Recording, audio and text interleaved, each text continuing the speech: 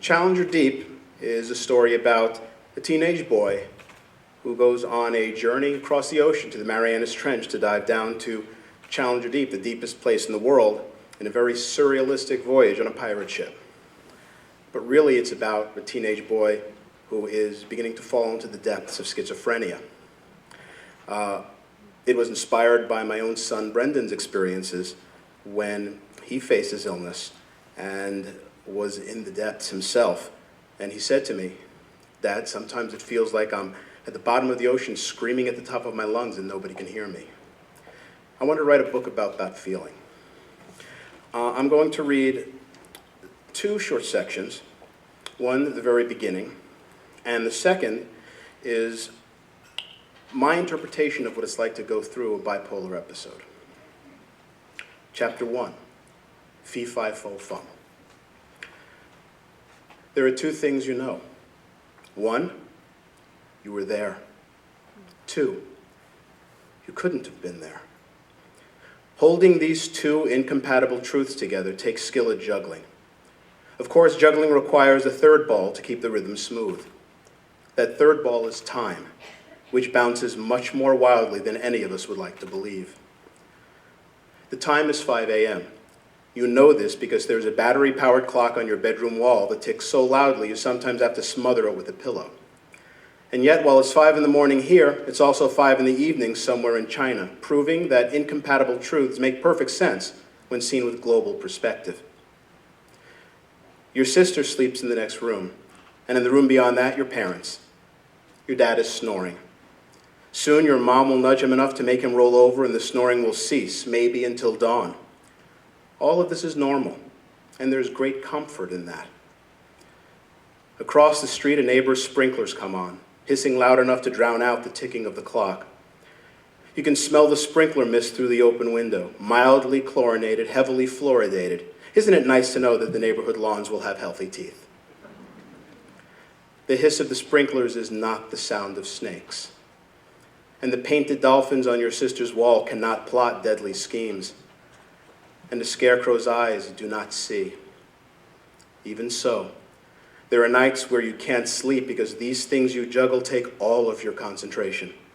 You fear that one ball might drop, and then what? You don't dare imagine beyond that moment because waiting in that moment is the captain. He's patient, and he waits. Always. Even before there was a ship, there was the captain.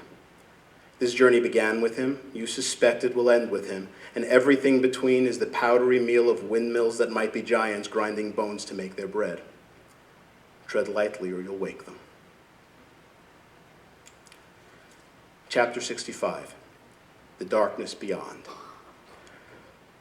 What do I see when I close my eyes?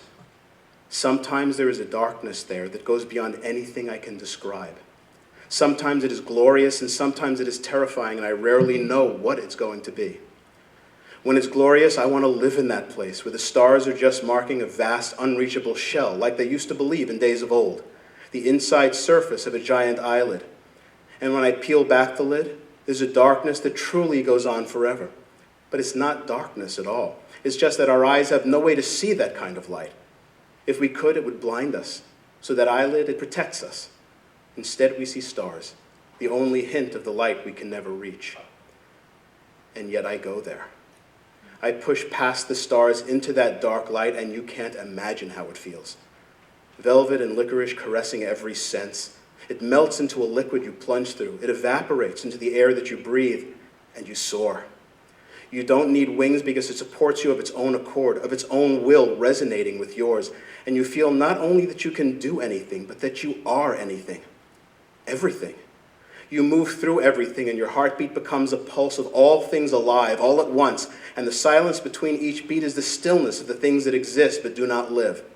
The stone, the sand, the rain. And you realize that it is all necessary. The silence must exist for there to be a beat. And you are both those things, the presence and the absence. And that knowledge is so magnificent you can't hold it in, and it drives you to share it, but you don't have words to describe it. And without the words, without a way to share the feeling, it breaks you because your mind just isn't large enough to hold what you've tried to fit in it. But it's not always like that. Sometimes the darkness beyond is not glorious at all. It truly is an absolute absence of light. A clawing, needy tar that pulls you down. You drown, but you don't. It turns you to lead so you sink faster in its viscous embrace. It robs you of hope and even the memory of hope. It makes you think you've always felt like this and there's no place to go but down, where it slowly, ravenously digests your will, distilling it into the ebony crude of nightmares. And you know the darkness beyond despair just as intimately as you know the soaring heights, because in this and in all universes there is balance. You can't have the one without facing the other, and sometimes you think you can take it because the joy is worth the despair, and sometimes you know you can't take it, and how did you ever think you could? And there is the dance, strength and weakness, confidence and desolation.